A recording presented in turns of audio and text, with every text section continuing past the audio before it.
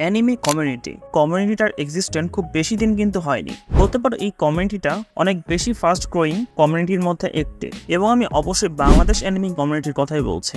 Last 3-4 বছরের মধ্যে কিছু ক্রিয়েটাররা তাদের লক্ষ্যে কিন্তু তারা পৌঁছে গিয়েছে এবং এখনও তারা ট্রাই করেও যাচ্ছে। কিন্তু আজকের ভিডিওটার টপিক মাইলস্টোন বা ক্রিয়েটরকে নিয়ে না, টপিকটা হচ্ছে সাবস্ক্রাইবারদের নিয়ে। বাট যদি একটু ভালোভাবে লক্ষ্য পাওয়া যায় তাহলে দেখতে পাবো যে অ্যানিমে অডিয়েন্স কিন্তু বাংলাদেশে ভালোই বাড়ছে, বাট অ্যানিমে কন্টেন্টকে দেখার যে অডিয়েন্সটা সেটা কিন্তু খুব সীমিত পরিমাণে আছে। তো এই জিনিসটাকে আরো ভালোভাবে বোঝার জন্য আমরা অ্যানিমে কন্টেন্ট ক্রিয়েটারদের 3টা ধাপে বিভক্ত করতে পারি। তো তৃতীয় ধাপের অ্যানিমে কন্টেন্ট ক্রিয়েটারদের আমরা বলতে পারি যে তারা অনেক আগে থেকে অ্যানিমে কমিউনিটিতে ছিল এবং তারা অনেক বেশি ইনফ্লুয়েন্সার হোল্ড করে থাকে। এবং সেকেন্ড ধাপের অ্যানিমে কন্টেন্ট ক্রিয়েটারদের আমরা বলতে পারি যে তারা রিসেন্টলি অনেক ভাইরাল হচ্ছে বা সাকসেস করছে।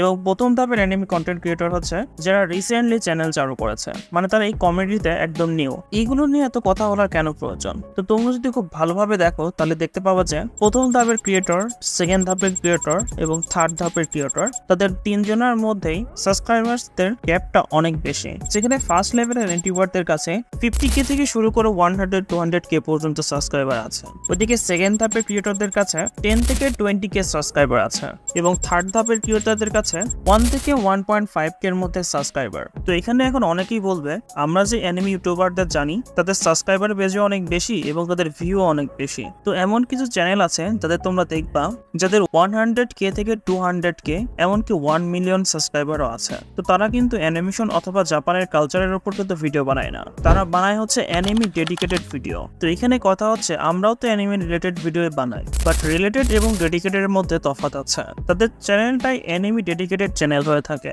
যেমন ধরতে পারো অ্যানিমে এক্সপ্লেনেশন চ্যানেলগুলো, তারা এই চ্যানেলগুলোতে শুধুমাত্র অ্যানিমে এক্সপ্লেনই কিন্তু করে যায়। আবার কিছু চ্যানেল আছে অ্যানিমে রিভিউ করে, তারা শুধুমাত্র রিভিউ করে যায়। আবার কিছু চ্যানেল আছে যারা টপ 10 নিয়ে ভিডিও বানায়, তো তারা শুধুমাত্র এই টাইপের ভিডিওই বানিয়ে যায়। তোমরা একটা জিনিস খেয়াল করলে দেখবা যে ইয়ার টু ইয়ার যারা অ্যানিমে রিলেটেড অথবা অ্যানিমে ডেডিকেটেড ভিডিও বানায় তাদের ভিউ এবং সাবস্ক্রাইবার কিন্তু অনেক লিমিটেড থাকে। মানে বিষয়টা এমন হয়েছে যে বাংলাদেশ কমিউনিটির মধ্যে একটা নির্দিষ্ট সাবস্ক্রাইবার অথবা একটা নির্দিষ্ট ভিউয়ের পরে শেয়ার কোনো ভিউ বা সাবস্ক্রাইবার পাবে না। ধরো তুমি একটা অ্যানিমে রিলেটেড ভিডিও বানিয়েছো এবং তোমার সাবস্ক্রাইবার বেস 50K এর উপরে এবং তোমার ভিডিওতে ভিউ কম করে 100K চলে এসেছে, তাহলে ইউ শুড বি হ্যাপি, কারণ এই কমিউনিটির লিমিটটা এইটুকু। TVF live, Hisham talk about anime TM bro Bangla, এরা এমন ক্রিয়েটর তাদের ইনফ্লুয়েন্স অনেক বেশি। এদেরকে ইনফ্লুয়েন্স বলো অথবা অডিয়েন্সের ভালোবাসা বলো, দুটোই কিন্তু সেম। এদের ফেস ভ্যালু এবং এদের ভিডিও ভ্যালু অন্যদের থেকে কিন্তু অনেক বেশি। ধরো কোনো ফেস ক্যাম করা একটা ক্রিয়েটর তার ফেস ক্যাম ছাড়াই ভিডিও বানানো শুরু করে দিয়েছে,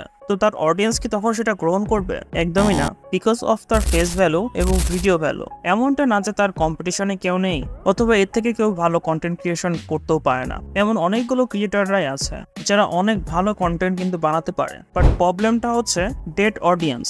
হিউজ জাঙ্ক অফ অডিয়েন্স আছে যারা এটাই জানে না যে এই কমেডিটা এক্সিস্ট করে কিনা। অ্যানিমে কন্টেন্ট ক্রিয়েটর নামের কোনো জনরা আছে এটা তারা জানেই না। অ্যান্ড দ্য ফ্যাক্ট ইজ এখানে আমাদেরই দোষ বেশি, কারণ আমরা আমাদের কমিউনিটিতেই কোলাপ করি।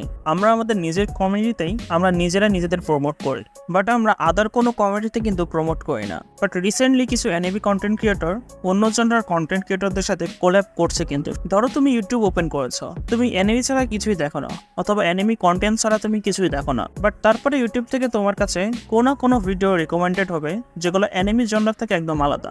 যেমন গেমিং ভিডিও হতে পারে, রোস্টিং ভিডিও হতে পারে, আরো অনেক কিছুই আছে। তারপরে অনেক সময় তুমি সেই ভিডিওগুলো দেখো, কারণ সেই ভিডিওগুলোতে তোমার ইন্টারেস্ট আসে যার কারণে তুমি দেখো। বাট এটা তুমি একটু রিভার্সে যদি ভেবে দেখো, মনে করো এমন একটা ভিডিও যেটা শুধুমাত্র হার্ডকোর অ্যানিমে ফ্যানদের জন্য বানানো হয়েছে এবং সেই ভিডিওটা রেকমেন্ডেড হয় কোনো নন অ্যানিমে ফ্যানের কাছে, সে কি সেই ভিডিওটা দেখবে?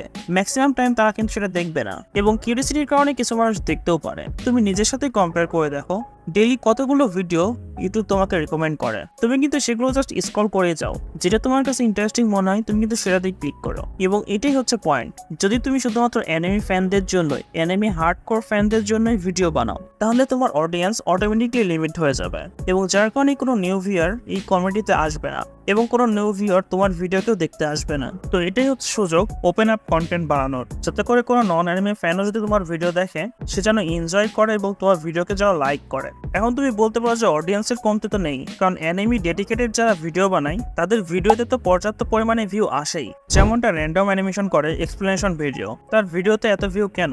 এদিকে আমিও তো এক্সপ্লেনেশন ভিডিও বানাই, আমার ভিউ এত কম কেন? এই বিষয়ে তোমার সব থেকে বেশি ভাবা প্রয়োজন যে অ্যানিমির অডিয়েন্স কিন্তু কখনোই কম ছিল না, এমনকি আছে।